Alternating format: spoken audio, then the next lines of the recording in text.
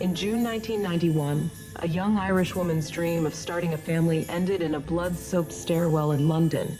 Alison Shaughnessy was found stabbed 54 times in her own flat, and the investigation would uncover a secret affair, a diary filled with hatred and fingerprints that pointed to two unlikely killers.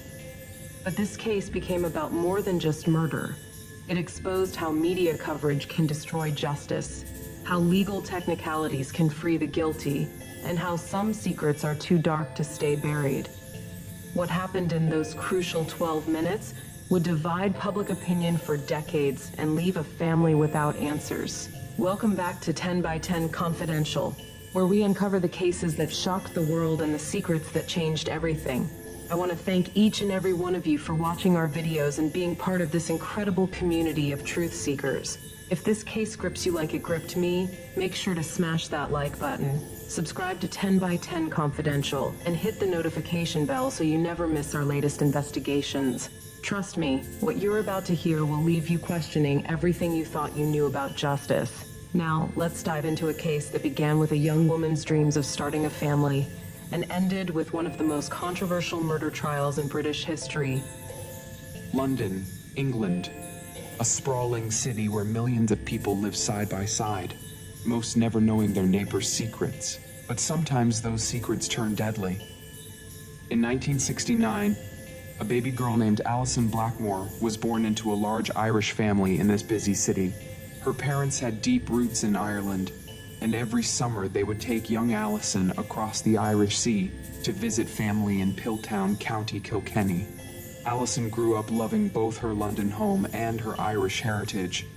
She was a bright, friendly young woman with dreams of her own family someday.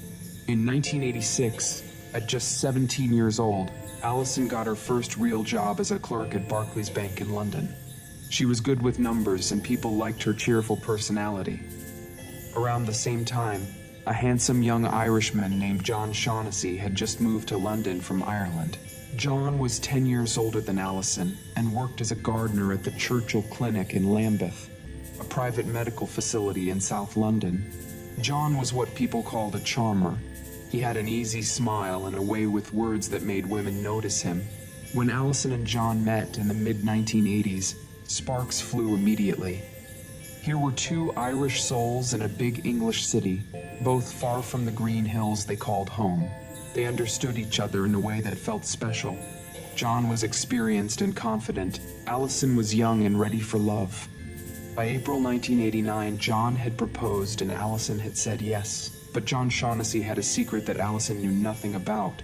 At the Churchill Clinic where John worked, there was a 16-year-old girl named Michelle Taylor who had started as an accounts clerk in 1987. Michelle was blonde, pretty, and completely inexperienced with men. When she met the older, charming John Shaughnessy, she fell hard and fast. By 1989, John and Michelle were having a secret affair. Michelle thought she was in love. She thought John loved her back. She was wrong. In September 1989, John took Michelle to a Harvester restaurant for what she thought would be a romantic dinner. Instead, John delivered crushing news. He told Michelle he had been seeing someone else, a bank clerk named Alison, and he wanted to marry her. Michelle was devastated. She walked out of the restaurant and refused to speak to John for months. But love triangles don't end that easily. By the time John and Alison married on June 23rd, 1990, in the beautiful Irish countryside of Piltown, Michelle had calmed down enough to accept their friendship. She even attended their wedding as John's work colleague. Wedding videos would later show Michelle being kissed on the cheek by the groom, a moment that seemed innocent at the time. After the wedding, John and Alison moved into staff housing at the Churchill Clinic. This put Michelle and John in the same building, just 2 rooms apart. Old feelings don't die easily, and soon the affair started up again. Alison had no idea her new husband was cheating on her, though she strongly disliked Michelle for reasons she couldn't quite explain. In January 1991, John and Alison moved to their own place, a small flat at 41 Vardens Road in Battersea, just 400 meters from the busy Clapham Junction train station. Alison was happy. She talked to her co-workers about wanting to have children with John. She dreamed of moving back to Ireland someday to raise a family in the peaceful countryside where they had married. But Michelle Taylor had very different dreams, and she was about to do something terrible to make them come true. June 3rd, 1991. Voiceover script, 5th grade reading level, forensic file style. Monday, June 3rd, 1991. Started like any ordinary day in London. The sun was shining, people were heading to work, and 21-year-old Alison Shaughnessy had no idea it would be the last day of her life. At the Churchill Clinic in Lambeth, Michelle Taylor arrived for work as usual. She was now 20 years old and still deeply involved in her secret affair with John Shaughnessy. But things were changing in ways that made Michelle desperate. John and Alison were talking more and more about moving to Ireland to start a family. Even worse for Michelle, John had recently told her he was planning to give up their Monday evening flower arranging sessions, the only time they had alone together. Michelle felt like she was losing John forever. That afternoon at 4 o'clock, police would later theorize Michelle and her 18-year-old sister Lisa left the Churchill Clinic together. The two sisters were very close, and Lisa would do anything for Michelle. Where exactly they went next would become one of the biggest questions in the case. Meanwhile, across London at Barclays Bank, Alison was having a normal day at work. She was good at her job and well liked by her colleagues. At 4:30 in the afternoon, she called John at the clinic. She mentioned she had something to do after work, but didn't say what. It was an innocent comment that would later become crucial evidence. At exactly 5 o'clock, Alison finished her shift and began her journey home. She had to take a bus to Waterloo Station, then catch a train to Clapham Junction, then walk to her flat on Vardens Road. It was a trip she made every day, and it usually took about 35 minutes. At 5:37, Alison arrived at 41 Vardens Road. She walked up to the front door of the small building where she and John had their flat. There was mail waiting on the doormat, and Alison bent down to pick it up. This simple action told investigators something important. Alison felt safe. She wasn't worried about anyone following her or watching her. What happened next was brutal and shocking.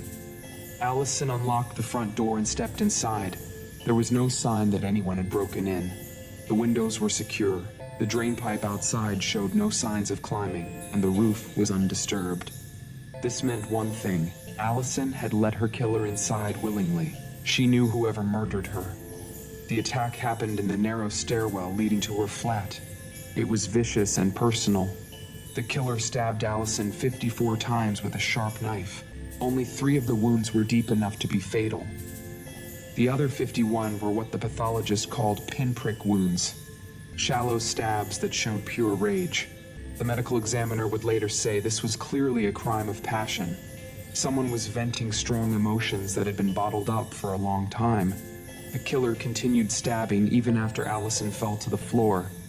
24 of the wounds were to the front of her body, cutting her neck and windpipe while she was still conscious and fighting for her life. The entire attack lasted only 2 to 3 minutes. At 5:45, Dr. Michael Unsworth White was cycling past Vardens Road when he saw something that caught his attention. 2 young women were running down the steps from Alison's building. One of them had her hair in a ponytail. They looked hurried and out of place in this quiet neighborhood. Dr. Unsworth White had never seen them before. The 2 women quickly disappeared, and the street felt quiet again. Meanwhile, back at the Churchill Clinic, Michelle Taylor was going about her evening routine. At 6 o'clock, she joined John for their usual flower arranging session in the patients' rooms. She chatted casually with a porter about his tax return. Everything seemed normal. At 8 o'clock, John asked Michelle for a favor. He needed a ride home to pick up 2 large flower pots that were too heavy to carry on the train. Michelle agreed, as she often did. They got in her car and drove the short distance to Vardens Road. At 8:30, John put his key in the lock and opened the door to his flat. What they found inside would change everything. Alison was lying in a pool of blood at the top of the stairs. Her body was face down, and there were stab wounds visible on her hands and legs. She was fully clothed, suggesting the attack had happened quickly after she arrived home. John stood frozen in shock. It was Michelle who ran screaming into the street to call for help. The police arrived within minutes, but it was too late. Alison Shaughnessy was dead, and one of the most controversial murder cases in British history was about to begin.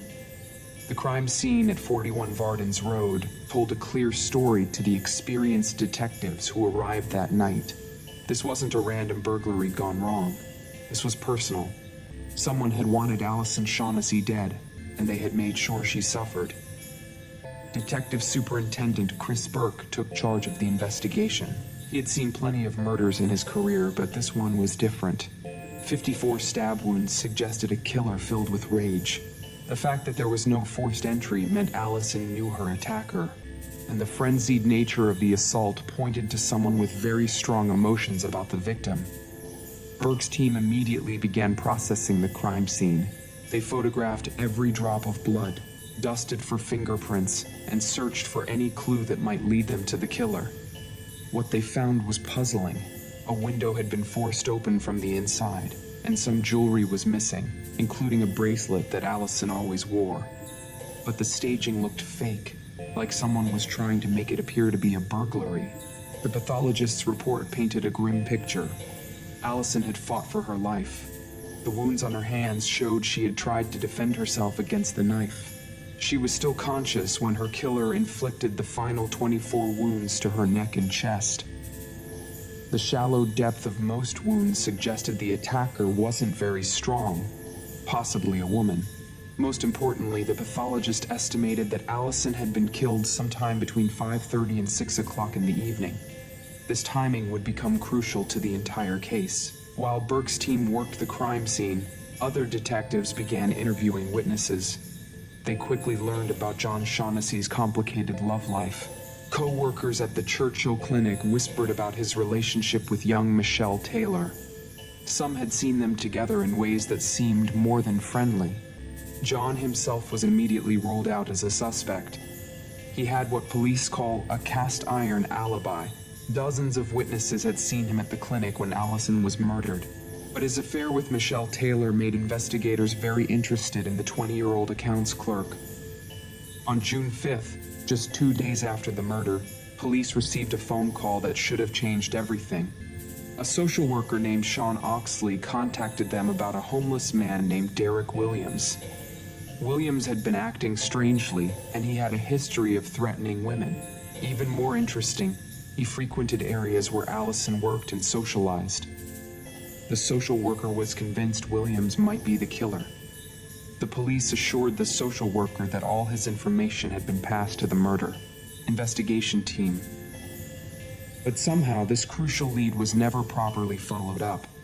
Instead, detectives focused entirely on Michelle Taylor and her possible motive for wanting Alison dead. The affair between John and Michelle was more serious than anyone had realized. Michelle had been a virgin when she met John. She truly believed they would have a future together. John had even asked her to go on birth control pills so they could maintain their relationship long term. To Michelle, John wasn't just a casual fling. He was her first love and the man she planned to marry. The investigation revealed just how deep Michelle's feelings ran.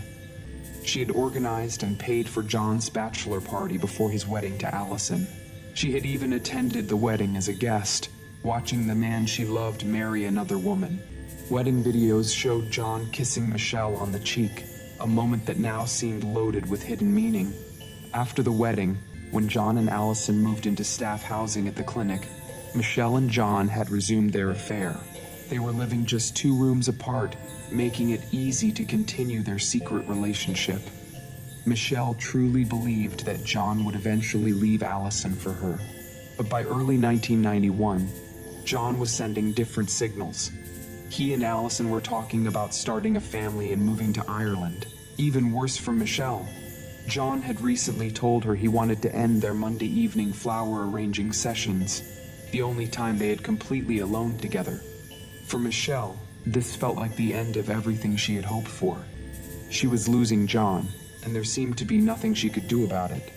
Detectives began to see a clear motive forming.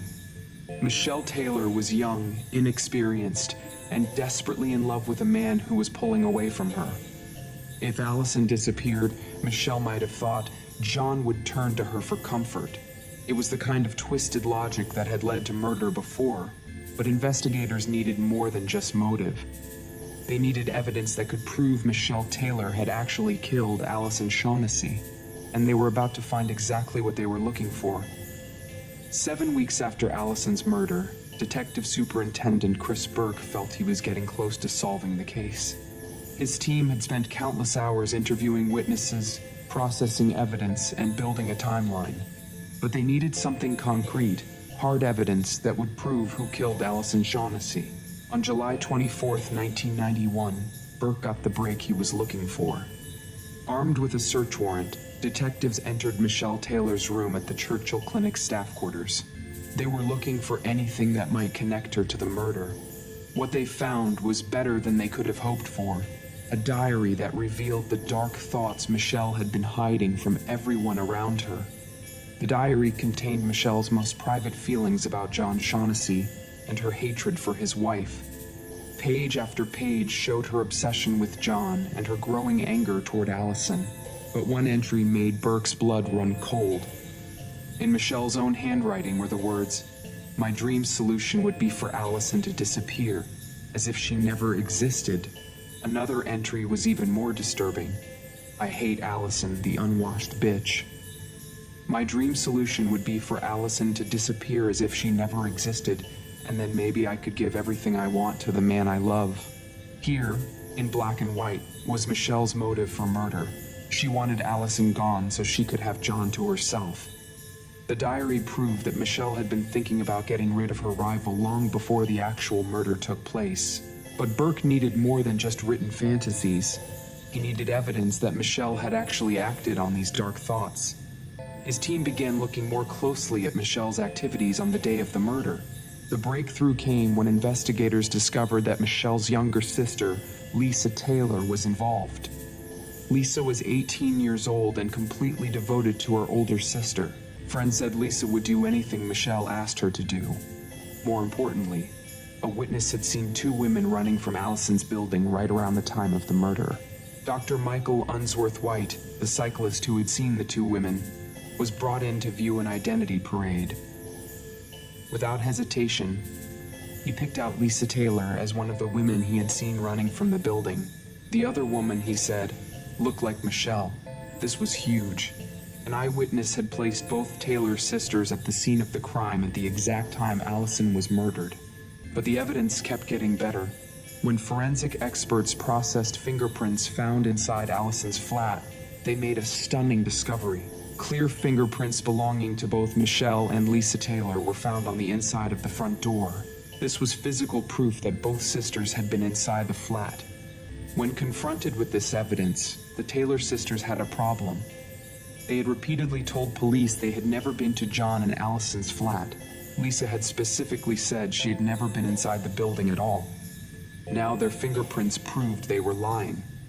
The sisters quickly changed their story. They claimed they had visited the flat about 3 weeks before the murder to offer to clean Alison's windows. They said Alison had declined their offer, but they had still been inside long enough to leave fingerprints. It was a convenient explanation, but forensic experts weren't buying it. The fingerprint specialist examined the prints closely and delivered damning testimony. The fingerprints were fresh, no more than 72 hours old. They certainly weren't 3 weeks old as the sisters claimed.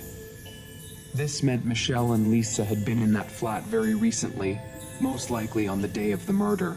Meanwhile, investigators were also unraveling the sisters' alibi. Initially, a friend named Jeanette Tapp had told police that both Michelle and Lisa were with her at the Churchill Clinic from 5:15 onwards on the day of the murder. This would have made it impossible for them to kill Alison, who died around 5:45. But when police arrested Tapp and questioned her more thoroughly, her story fell apart. Under pressure, Tapp admitted she had lied. She revealed that she had actually been out shopping with her mother that afternoon and hadn't returned to her flat until 7:15 in the evening. When she arrived home, she found the Taylor sisters waiting for her, claiming they had been there since just after 5. This was incredibly suspicious. The sisters were creating an alibi for themselves before anyone even knew Alison was dead. The murder wasn't discovered until 8:30 that evening, yet the sisters were already trying to cover the time period when it actually happened. Only the killers would have known they needed an alibi for that specific time. Police developed a theory of how the crime had unfolded. They believed Michelle and Lisa had left the Churchill Clinic at 4 o'clock on June 3rd. They had driven to Vardens Road and waited for Alison to come home from work. When she arrived at 5:37, they approached her with some excuse, perhaps claiming they needed to collect something from the flat for John. Alison, having no reason to suspect danger, had let them inside. She'd even stopped to pick up the mail, showing she felt completely safe. Once inside, the sisters had followed Alison up the stairs and attacked her with a knife. After the brutal murder, they had run from the building, exactly when Dr. Unsworth White saw them, and driven back to the clinic, arriving by 6 o'clock. The timeline was tight, but it was possible, and every piece of evidence seemed to support this theory. On August 7th, 1991, police felt they had enough evidence to make arrests. In the early morning hours, they knocked on the door of a house in Forest Hill, South London, where the Taylor sisters lived with their parents. Michelle Taylor, now 20 years old, and Lisa Taylor, 18, were both arrested and charged with the murder of Alison Shaughnessy. Their friend Jeanette Tapp was also arrested for providing a false alibi. The case that had shocked London was about to become even more shocking. The Old Bailey, London's most famous criminal court, had seen many shocking trials over the centuries. But in July 1992, the case that captured the nation's attention was unlike anything before. Two young sisters, Michelle and Lisa Taylor, sat in the dock accused of murdering a woman out of jealousy and rage. The media called it the Blonde Mistress murder. Newspapers couldn't get enough of the story. Here were two ordinary-looking young women accused of one of the most brutal murders London had seen in years. Judge Mr. Justice Rougier presided over the trial as prosecutor John Nutting presented the Crown's case. Nutting painted a picture of Michelle Taylor as an obsessed young woman who would stop at nothing to get the man she loved. Her sister Lisa, he argued, was the loyal accomplice who helped carry out the deadly plan. The prosecution's case rested on four main pieces of evidence. First was the motive. Michelle's own words in her diary showing her hatred for Alison and her desire to make her disappear. Second was the eyewitness testimony of Dr. Unsworth White, who identified Lisa Taylor as one of two women he saw running from the murder scene. Third were the fingerprints of both sisters found inside Alison's flat. And fourth was their creation of a false alibi, before the murder was even discovered. Nutting told the jury that Michelle Taylor had been consumed with jealousy as she watched John and Alison plan their future together. The final trigger came when John told Michelle he was ending their Monday flower arranging sessions, their only private time together. This, Nutting argued, pushed Michelle to act before she lost John forever. The prosecution's timeline painted a chilling picture. At 4 o'clock on June 3rd, the sisters left the Churchill Clinic together. They drove to Vardens Road and waited for Alison to come home from work. When she arrived, they approached her with some excuse to get inside the flat. Once Alison had let them in and was collecting her mail, they followed her upstairs and launched their vicious attack. The medical evidence was particularly disturbing. The pathologist testified that Alison had been stabbed 54 times, with only 3 wounds deep enough to cause death. The other 51 were pinprick wounds that showed pure rage and hatred. The killer had continued stabbing even after Alison fell to the floor, inflicting 24 final wounds to her neck and chest while she was still conscious. Dr. Unsworth White took the stand to describe what he had seen while cycling past Vardens Road. He testified that at 5:45 in the evening, he saw 2 young women hurrying down the steps from Alison's building. One had a ponytail, Lisa's favorite hairstyle. When shown an identity parade, he picked out Lisa Taylor without hesitation. The fingerprint evidence was equally damning. Expert testimony showed that both sisters' prints were found on the inside of Alison's front door. When the sisters claimed they had been there 3 weeks earlier to offer window cleaning services, the forensic expert destroyed their story. The prints were fresh, no more than 72 hours old. This meant the sisters had been in that flat very recently, most likely on the day of the murder. Perhaps most suspicious was the false alibi. Jeanette Tapp testified that she had lied when she originally told police the sisters were with her during the murder. She revealed that when she came home at 7:15 that evening, she found the sisters waiting for her, claiming they had been there since just after 5. This was hours before the murder was even discovered. Yet the sisters were already creating an alibi for the exact time period when Alison was killed.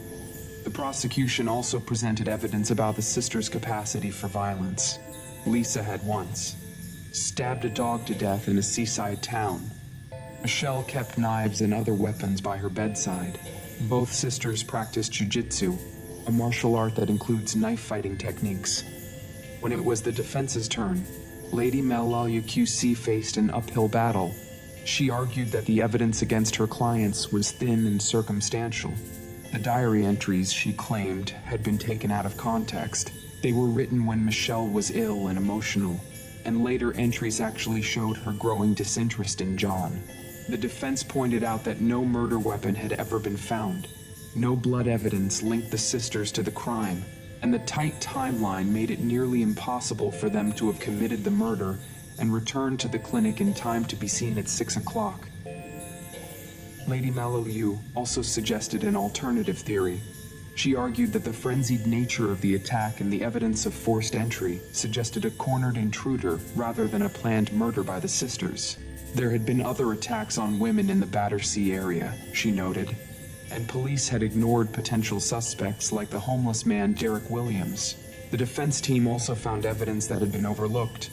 A 73-year-old woman who lived nearby had told police she saw Alison coming home after 6 o'clock, well after the sisters were back at the clinic. But this witness had been ignored by investigators who were focused on building their case against the Taylors. For 3 weeks, the courtroom was packed with reporters and spectators following every twist in the dramatic testimony. The case had everything that made for compelling headlines: sex, jealousy, violence, and 2 young women whose fate hung in the balance. On July 24, 1992, after deliberating for just 5.5 hours, the jury reached their verdict. Both Michelle Taylor and Lisa Taylor were found guilty of murder by unanimous decision. Judge Rougier sentenced both sisters to life in prison. Detective Superintendent Chris Burke called the verdict brilliant. Justice had been served, he believed, for the brutal murder of innocent Alison Shaughnessy. But this case was far from over. The Taylor sisters and their supporters were convinced a terrible mistake had been made, and they were about to fight back in a way that would shock the entire British legal system. The conviction of Michelle and Lisa Taylor should have been the end of the story. Justice had been served, and 2 killers were behind bars. But sometimes the end is really just the beginning, and this case was about to take a turn that nobody expected. Within days of the verdict, something unusual began happening. Journalists who had covered the trial started writing articles questioning whether the sisters were really guilty. These weren't defense lawyers or family members. These were experienced crime reporters who had sat through every day of testimony. Bob Woffington, an investigative journalist known for exposing wrongful convictions, became convinced the Taylor sisters were innocent. He argued that 2 young women could never have carried out such a violent murder. The frenzied attack with 54 stab wounds, he claimed, was the work of a male intruder, not 2 inexperienced girls. Other journalists joined the campaign.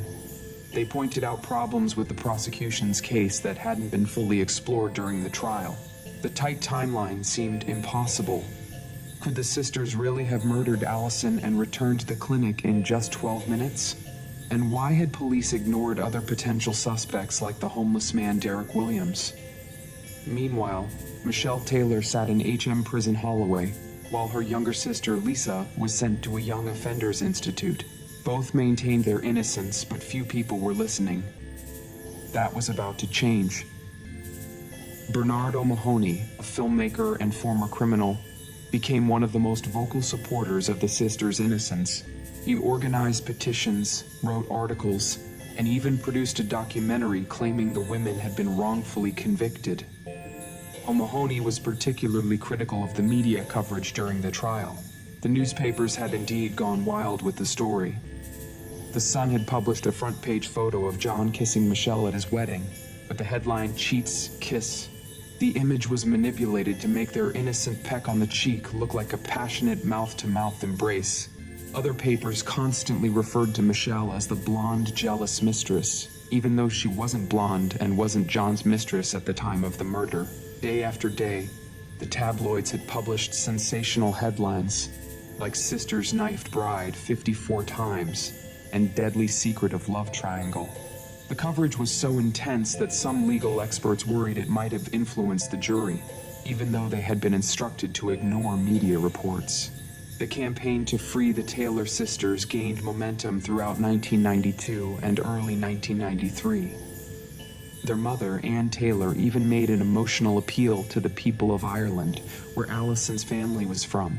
She compared her daughters to wrongfully convicted Irish defendants like the Birmingham Six and the Guildford Four, asking for support from the Irish community. But it was the sisters' legal team that found the evidence that would change everything. While preparing for an appeal, defense lawyers made a shocking discovery. Hidden in police files was evidence that the prosecution had never shared with the defense during the original trial. This evidence could have completely changed the outcome of the case. The crucial evidence involved Dr. Michael Unsworth White, the cyclist who had identified Lisa Taylor in the identity parade. When police first interviewed him on June 5th, just 2 days after the murder, Dr. Unsworth White had said he noticed nothing unusual while cycling past Varden's Road. But when detectives returned to question him again on August 4th, 2 months later, he suddenly remembered seeing 2 women running from the building. Even more importantly, in his original statement, Dr. Unsworth White had said that one of the 2 women may have been black. He immediately corrected himself and said both were definitely white. But this contradiction had never been revealed to the defense team during the trial. This was huge. If the jury had known that the key witness had initially been uncertain about the race of the women he saw, it might have raised serious doubts about the reliability of his identification of Lisa Taylor. The defense team also discovered that Dr. Unsworth White had changed other details of his story. Initially, he said he saw the women walking quickly. Later, he said they were running. First, he said there were just 2 women. Then he mentioned seeing a man following behind them. These inconsistencies had been hidden from the defense. When confronted with this evidence during the appeal hearing, Prosecutor John Nutting made a stunning admission. He declared that the fact that this evidence had not been shared with the defense was unjustifiable, and that the investigating officers were very sorry. This was essentially the prosecution admitting they had made a serious error that could have affected the outcome of the trial. The Metropolitan Police officers who had worked on the case were furious with Nutting's response. They felt he had capitulated to the defense without putting up a proper fight. But the damage was done. On June 11, 1993, the Court of Appeal delivered its verdict. The judges ruled that the Taylor sisters' convictions were unsafe and unsatisfactory.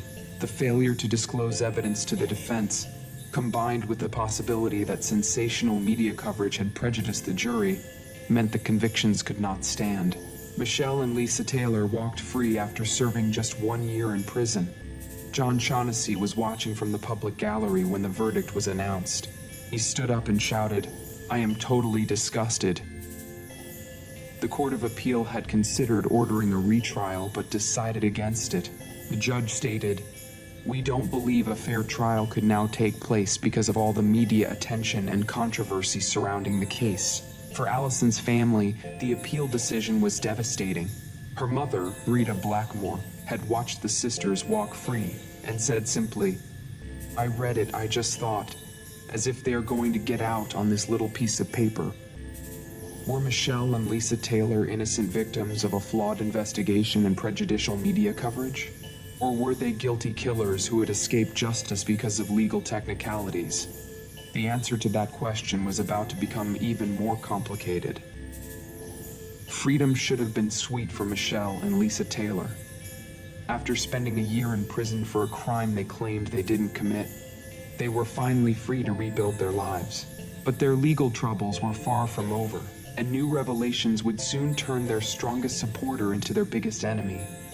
The sisters immediately tried to clear their names completely. In July 1995, they sued several newspapers for what they claimed was prejudicial coverage that had led to their wrongful conviction. They argued that the media had engaged in O.J. Simpson-style reporting, sensational coverage that made a fair trial impossible. But the High Court in London wasn't sympathetic. The judges looked at headlines like "Cheat's Kiss," referring to the wedding photo of John kissing Michelle, and ruled that it cannot be said to be an inappropriate description. After all, John and Michelle had cheated on Alison, so calling it a cheat's kiss was accurate, not prejudicial. The court also rejected claims that other newspaper coverage had been unfair. When one paper reported that Michelle's alibi had been torn to shreds in court, the judge commented, "I think the jury were well able to appreciate that it was their assessment of the witness that mattered." The lawsuit failed completely. Meanwhile, something even more damaging was happening to the sisters' reputation. In July 2000, it was revealed that they had tried to claim compensation from the police for their wrongful imprisonment. This was standard practice for people who had been wrongly convicted. But the Taylor sisters suddenly dropped their compensation claim when a civil investigation began to expose something shocking. Their defense team had intimidated witnesses during the original trial. Bernard O'Mahony, the filmmaker who had campaigned so hard for their release, admitted he had used intimidation tactics to build up the defense case. This meant the sisters' convictions might have been overturned not because they were innocent, but because their supporters had interfered with the legal process. The sisters became the only victims of alleged miscarriage of justice in the United Kingdom to be denied any compensation. This unusual situation raised questions about whether they really were innocent after all. But the biggest shock was yet to come, and it involved Bernard O'Mahony himself. After successfully campaigning for the sisters' release, O'Mahony had begun a romantic relationship with Michelle Taylor. For a while, he was completely convinced of her innocence. But as he spent more time with Michelle, he began to notice disturbing behavior that made him suspicious. Michelle, O'Mahony later claimed, was obsessive and controlling. She seemed to have an unhealthy fixation on the murder case and would talk about it constantly. Most troubling of all, O'Mahony said he discovered a letter that seemed to indicate Michelle's guilt in the murder. When O'Mahony confronted Michelle about this evidence, he claimed she broke down and confessed to killing Alison Shaughnessy. The woman he had fought so hard to free had supposedly admitted to him that she was guilty of murder after all. O'Mahony's change of heart was dramatic and public. The man who had once been Michelle's strongest supporter now became her biggest accuser. In 2001, he published a book called The Dream Solution, taking the title from Michelle's diary entry about wanting Alison to disappear. In the book, O'Mahony detailed Michelle's alleged confession and called for the sisters to be reconvicted. John Shaughnessy welcomed O'Mahony's revelations. "Those two should never have walked free in the first place," he said when the book was published. For John, this was validation of what he had believed all along, that his wife's killers had escaped justice. But could the Taylor sisters ever be tried again? Under British law at the time, the answer was no. The principle of double jeopardy meant that once someone had been acquitted of a crime, they could never be tried for it again, no matter what new evidence emerged. This changed in 2005 when England and Wales reformed their double jeopardy laws. Under the new rules, people could be retried for certain serious crimes if compelling new evidence emerged. Alison's family hoped this might finally give them a chance for justice. But when they contacted police about the possibility of retrying the Taylor sisters, they were told it couldn't happen. O'Mahony's claims about Michelle's confession weren't enough. The police would need substantial new physical evidence, DNA, fingerprints, or other forensic proof that hadn't been available during the original investigation. Meanwhile, the Metropolitan Police conducted their own 18-month reinvestigation of the case in 2000 and 2001. They looked at all the evidence again, searched for new leads, and tried to identify other potential suspects. Their conclusion was disappointing for everyone involved. No new evidence or suspects were found. The police did consider whether they could charge Michelle and Lisa Taylor with perjury or perverting the course of justice, crimes related to lying in court rather than murder itself. But even these lesser charges proved impossible to pursue under the legal restrictions of the time. As the years passed, all the main players in the case tried to move on with their lives. The Taylor sisters married, had children, and started fresh under new identities. John Shaughnessy also remarried and moved to Killarney in County Kerry, Ireland, where he had children with his new wife, Caroline Keneally. In a 1998 interview, John reflected on the affair that had led to so much tragedy. "I made a terrible mistake and I'm paying a terrible price," he said. "But show me a man who hasn't had an affair." His new wife defended him, saying, "John made a mistake in the past. Show me anyone without a skeleton in their cupboard." For Alison's family, however, there was no moving on. They never wavered in their belief that Michelle and Lisa Taylor were guilty of murder. Every legal setback, every failed appeal, every technicality that prevented justice felt like another betrayal of Alison's memory. By 2002, the case was officially closed. Police announced they would no longer actively investigate Alison Shaughnessy's murder. After more than a decade, hundreds of interviews, and countless hours of investigation, the case remained officially unsolved. But closing the file didn't answer the questions that continued to haunt everyone involved. Had two innocent young women been wrongfully convicted because of a flawed investigation and prejudicial media coverage?